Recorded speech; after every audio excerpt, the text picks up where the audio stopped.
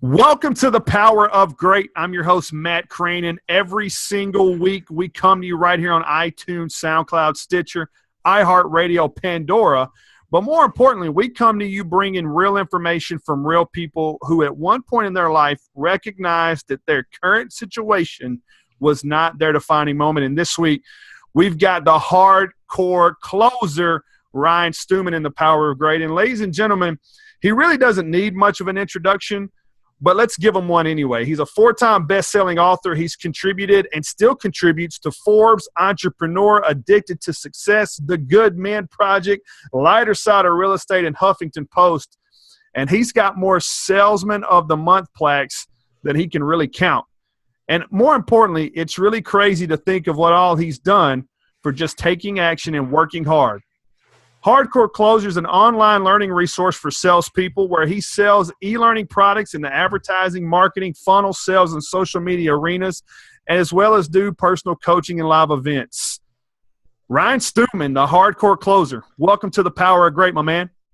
Hey, what's up, Matt? You know what? Yesterday I was at the mailbox and I got my first sales plaque since I left the corporate world. It came in, somebody sent it to me, and it's just like, it's cool, man. I hadn't seen like a quote-unquote top producer plaque since I left the sales world, so now I got one more to add to my collection that I can't count. Man, I'm excited to be here. You and I were chatting a couple minutes before we went live here. I know that we have a lot in common, so it should make for a good show. So y'all just sit back, relax, and let me and Matt take you on a ride here, ladies and gentlemen. Absolutely. You know, what I love most about what you bring to the table, Ryan, is that you don't pull any punches. You're in the sales game. That's what you are. That's what you do. That's what puts food on the table. And you also aren't afraid to push the envelopes for those people that want to work with you, be involved in your life, but more importantly, also are going to either impact in a negative or positive way your businesses. So talk to us about how the Hardcore Closer really came to fruition and why that's so important to you. Well, you know, it's not what you think it is, right? A lot of people think that the hardcore closer thing is like, oh, because he's like some super aggressive, pushy, salesman. And I can be, right? There's nothing wrong with that. I don't believe that there's anything wrong with that. But the way that I got the name, it works like this. Like, I was adopted at age 7. By the time I was 15, I wasn't going to school anymore. By the time I was 20, I'd found myself in prison for the first of 2 times, right? And then, I've had it, lost it, had it again, lost it. I mean, I've had, if there's any life that you could say, man, that's a hardcore life that this guy's had to deal with, that's been me. And so I used to go down and say things to people and close them in the car business, and they would always say, dude, that's hardcore. And they just kind of started calling me the Hardcore Closer. When 2012, I went and registered the name, and I was going to teach real estate agents how to become hardcore closers. And really what gave me the idea is one day we were sitting in this title company, Matt, and me and my buddy, we were having a couple of drinks and kind of cracking those jokes, you know what I mean? And in this title company, there was like these little old ladies everywhere and like blue hairs, you know what I mean? Like way past retirement age. And they would picking up all this paperwork and everything else, and their official title on their business card was closer, right? Because they closing documents at the title company. So we used to always laugh. We're like, they're the real hardcore closers, right? And so one day we were drunk, and I was like, I'm going to register that domain, Hardcore Closer. We're going to dedicate it to Gladys or Eugenia or whatever her name is over here, right? And then the next day, like, you wake up, you can't get through your hangover or whatever you got going on. And I'm like, that's actually a pretty good idea for me to teach people to do some of the things. And it just kind of grew from there. And then the world started calling me Hardcore Closer. And I'm smart enough to know that if somebody gives you a cool nickname, go with it. Because the last thing I wanted to be done is like, hey, there's Ryan, the goat fucker, or something like that. You know what I mean? Yeah, I can definitely see where Hardcore Closer has a lot more market appeal than goat fucker. Yeah, I mean, it makes sense, right? Yeah. So one of the articles that I read about you, one of the articles that I read on your website, hardcorecloser.com, that I really liked, it really drew me in, was the moment I knew I was going to be a salesman the rest of my life. So talk us through that moment. When did that moment hit you where you knew you were going to be a salesman for the rest of your life? Well, I remember it clear as day. I was working at a car wash, and I was about, 8 or 10 years old. And in Texas, it's hot in the summertime. And that's when I worked at the car wash, because I was at school, obviously, at 8, 9, 10 years old, somewhere in there. I was at school. But I remember at the car wash, I would go mow the yard, and then in my downtime, I would have to vacuum cars.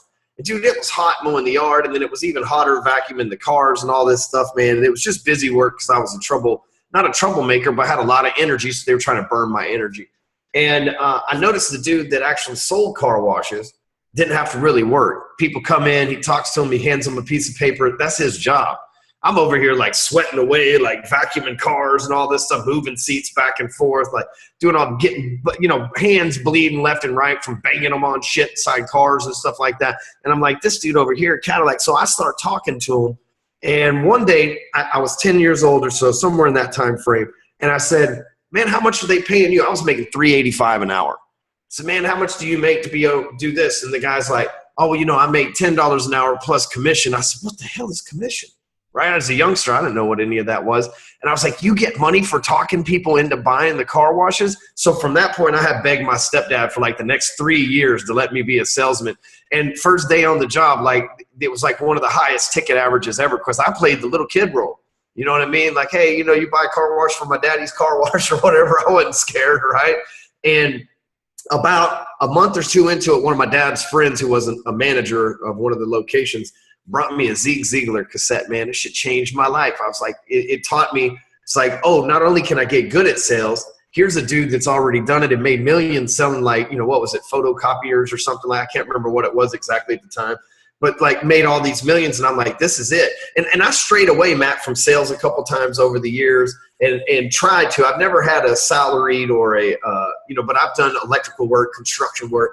But even in the construction world, I would notice the dudes that came up that sold the properties, that did the sales, would wear like a suit and drive a Benz. And here we are driving a beat up ass work truck, sweating our ass off. And I'm like, man, I got to get on that side again. But I mean, it was like as a little kid, I was like, this is for me. And then when I heard those Zeke Ziegler cassettes, I'm like, and most people are like, what's a cassette, guys? What in the hell? What are you talking about? Right? But like when I listened to those, I was like, man, this is what I want to do. And at the time, I thought it was sales, but now I realized that I wanted to be like Zeke. What's crazy is before he passed away, we lived about 6 houses down from each other. Man, that's awesome. Talk about a story. Talk about the come up. You listen to the guy's tapes. You knew that that's what you wanted to do. And then before he passed away, you done made it to the point where you were 6 houses down from one of your idols, I would call it, or that early mentor, if you would. So I think that in itself is a great story. You talk about dropping out of school.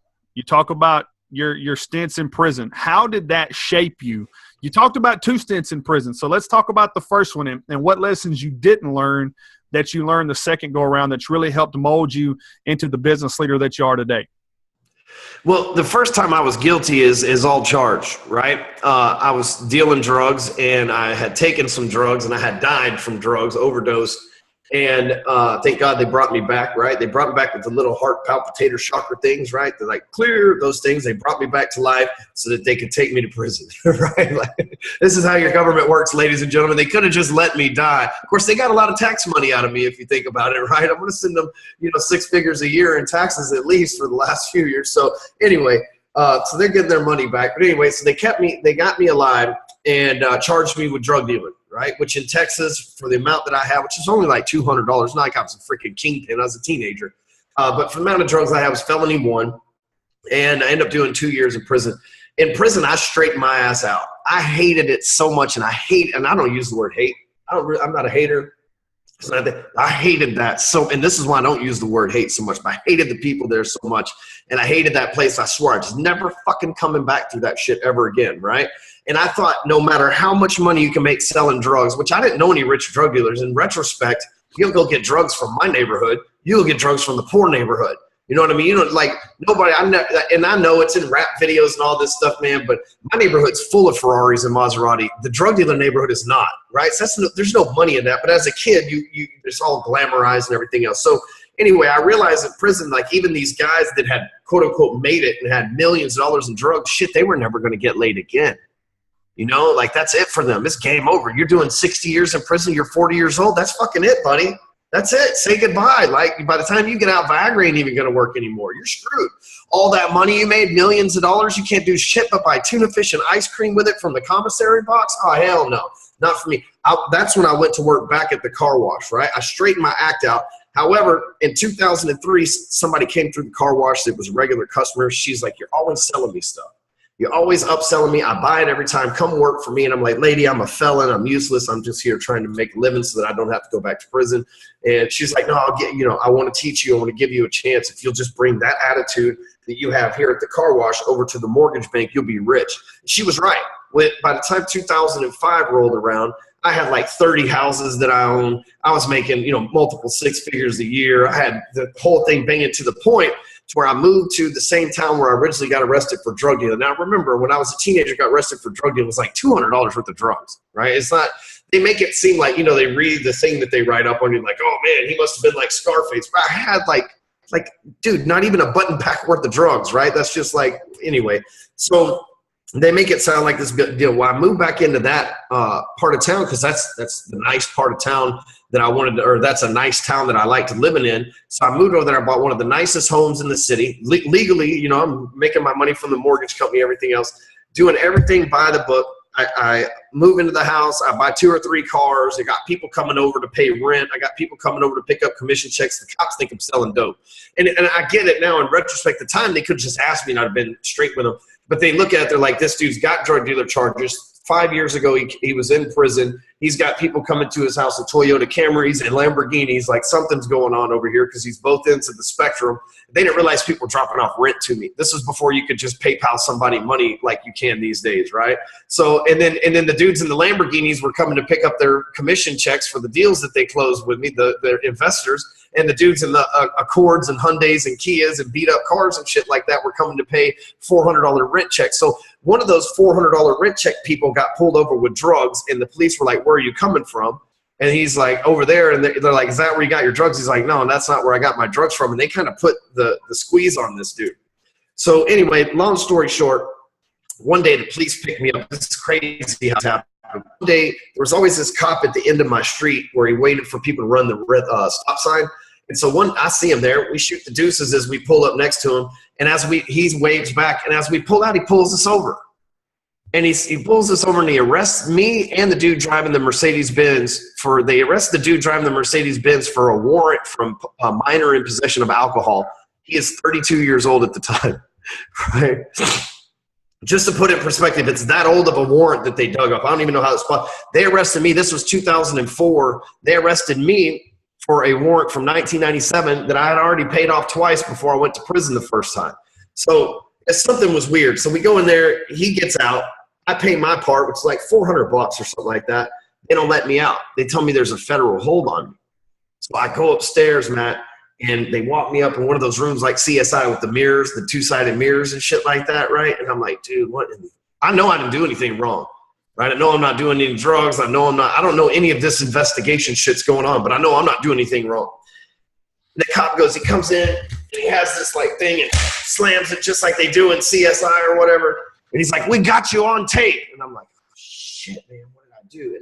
And I smoke weed and stuff. So I'm thinking, man, they got me smoking weed in my car and a red light camera or some shit, like something dumb, right? And he opens up the packet or the folder or whatever, and it's a picture of the dude that rents my house in McKinney. And the dude that rents my house in McKinney has been spotted using stolen credit cards in this 7-Eleven picture, which is what they got. So they think that dude, because he's white with blonde hair, they think he's me, the racist bastards, right? So it's like, oh, what are you saying? We all look alike, sir? Like, I don't get what you're saying. Anyway, so they thought this dude was me, but his name was legitimately Richard Smith. So I produced the lease document, show them the house where they're at, because the house is in my name. And this little internet scamster plugged the internet in over there in my name. So when he did these cards, they come looking for me thinking, well, so I see that dude and I immediately start talking shit. Y'all done kept me locked up in here for 2 fucking days behind this dude that ain't even me, man. I want to see my lawyer right now. I'm all pissed and everything else. And so then I think they went into panic mode to where, like, to keep me from doing something stupid, they had to, like, find something to charge me with. You know what I mean? Almost like we get pulled over and the cop busts your tail light out kind of thing. So about a couple months go by, and they raided my house for drugs. They don't find any drugs in my house because I don't have any, not even a bag of weed. Like, that's just not how it was rolling at the time. And no drugs. They don't find anything. And on the way out of the house, they grab a gun that was given to me by my stepdad. In Texas, you can have a gun 5 years after your conviction date. So I had this gun in the house, and they arrested me for it. I bail out. I end up beating the charges because I had the right to own the gun. they turned me into these fucking assholes, man. They turned me into the ATF because it's like weed in Colorado. If you get caught, the local cops let you go. The DEA, you're screwed. So they turned me for this gun over to the ATF, and the FBI or the ATF, federal government, charged me with felon on firearm. Long story short, the lawyer that I had ended up getting elected as district attorney of Dallas County. He's the first black dude to ever get elected to public office in Dallas County. He's the first Democrat to ever get elected to any office in the history of Texas, in the history of North Texas. So I got this like lawyer who's like everything they hate, like, you know what I mean? The established, he's a black Democrat, freaking like he's for the people lawyer. And then he gets elected as like the DA of Dallas County right in the middle of my case. So he starts pulling strings to where the ATF is trying to give me 25 years. I'd still be in that bitch for another decade from now. But since he got elected, man, he pulled some strings for me, obviously some political strings. That shit really does work. I end up getting 15 months. And so I end up having to go back. So the second time, I didn't even really do shit wrong. It was just like a wrong time, wrong place. Now I do not live in that city anymore. I don't even go through there, right? If like somebody's like, we got $1 million waiting for you right in this city, I'd be like, meet me on the border. You know, not messing with them. Well, you know, and it really sounds like to me that your book that you wrote that's now on Amazon, Bulletproof Business, Protect Yourself Against the Competition. It almost seems like your experiences in life and going through that moment that you just kind of described has really made you operate with this bulletproof mentality. Like, man, we're all going out sometime. We all going to have to face the music at some point in our life. I might as well get all that I can get and go all in all the time while I can. Would you say that that's really how your mentality was shaped from those experiences? Yeah, you know, and really that book, Bulletproof Business, is how to basically protect yourself, right? I've been through so many like failed relationships with business partners and in situations like that with the police and different governing bodies, the mortgage and real estate commissions and things like that. So really that's a way to where if you want to become an entrepreneur, how to protect yourself. You know, we were talking the other day, if I said some shit that Donald Trump said the other day, like grab her by the pussy or whatever, nobody would think twice about that, right? They'd be like, oh, that's just Ryan being a clown.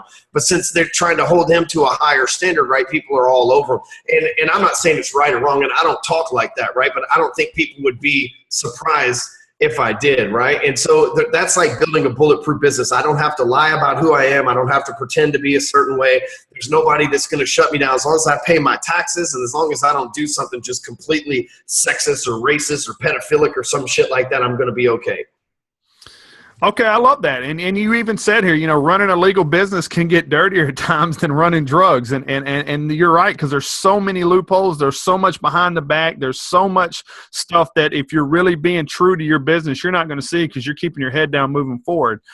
But, you know, Ryan, you do so much for so many people and you don't take credit for it, I see you really reaching out for so many folks. And it's your raw and your authentic approach that is something that I'll just say it, man. It's very attractive to your brand. It's very attractive to what you do.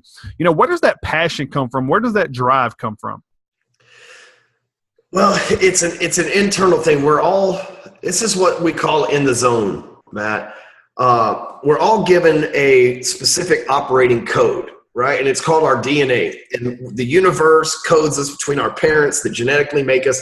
And that code says you're supposed to be this. Well, most people spend their whole life not being what that code was.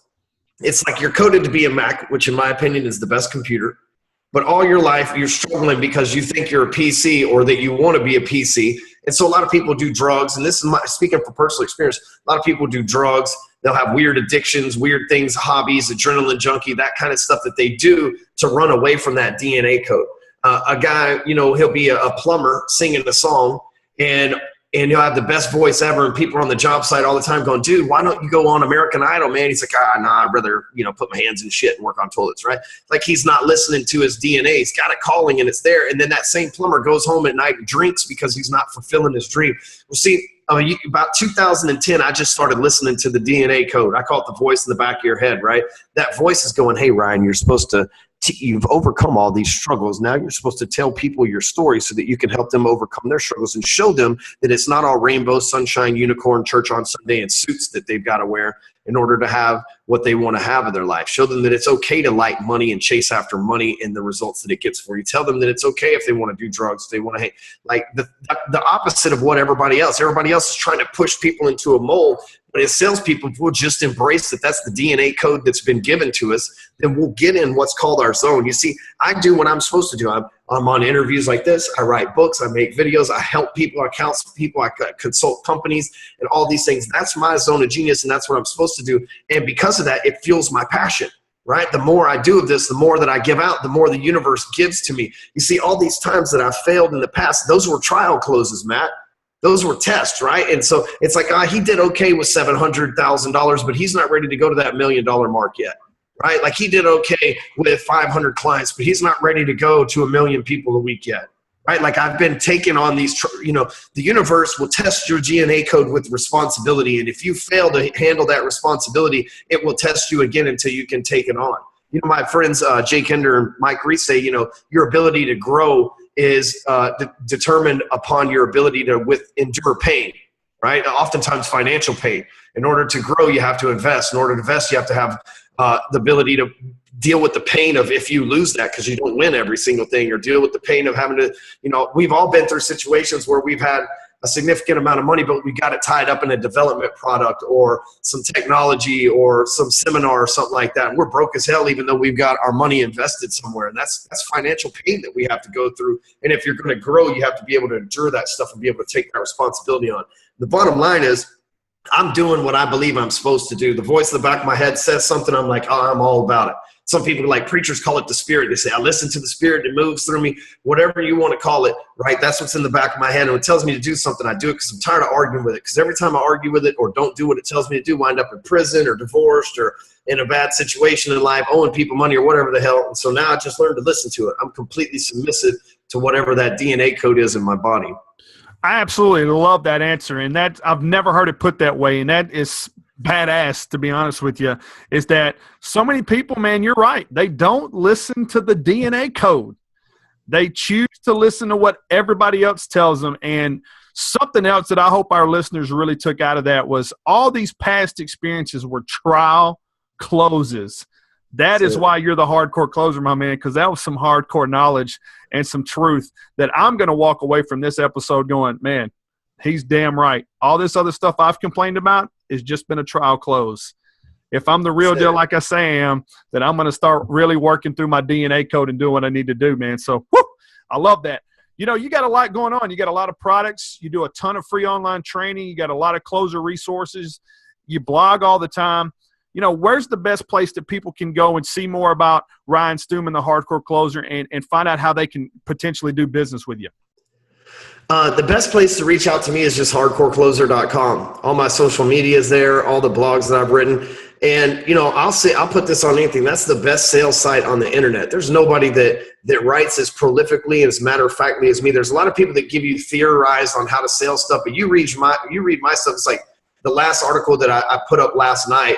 I finished it. I wrote 3 blog posts last night, but about 11 o'clock I published it. It's like 5 steps to making perfect videos that sell. So like you read that and it tells you the pitch, the pattern interrupt, the introduction, like it goes through the whole thing on how I've made over 1,500 videos at this point.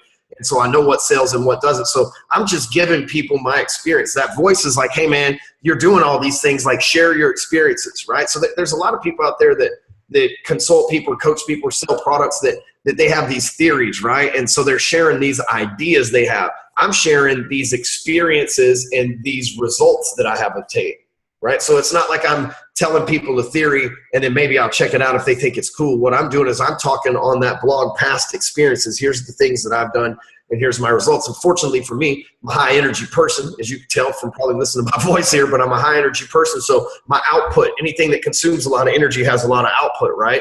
So my amount of output that's out there in the marketplace is from the results of the things that I'm doing on a high energy level. So it helps a lot of people like yourself. Like you were saying, man, I read your stuff and it's really changed my mind on things. I get that a lot every day. It's like, hey, I see you're doing things in a totally different way. And I've been doing this long enough now, Matt, to where I know there's 3 phases. This is what happens. Somebody sees me the first time, like hardcore closer. What a douchebag. I get it. You know what I mean? And then you see me a couple of more times because your friends are already indoctrinated. And then you finally read something I wrote, or you finally watch one of my videos, And you're like, at first I didn't want to like the guy, but he kind of makes sense, right? Like there's phase two. It's like, the guy's still like, he's got faux hawks and tattoos. Fuck this guy, but he's kind of makes sense. By the third or fourth time that you have seen my stuff, you're like, man, I can get past that because what he's saying is right. Like he is what he is. Nobody's going, well, I'm going to try to change him and tell him he shouldn't have tattoos and shouldn't cuss. They're just like, man, he's pretty much in line with what he wants to be and who he is.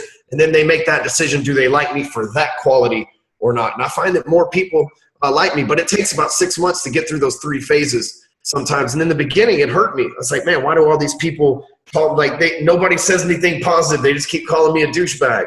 But then I never left, man. Never got out of their face. And eventually, even a broken clock's right twice a day, right? So eventually I'm going to say something you jive with. I just got to keep getting in front of you.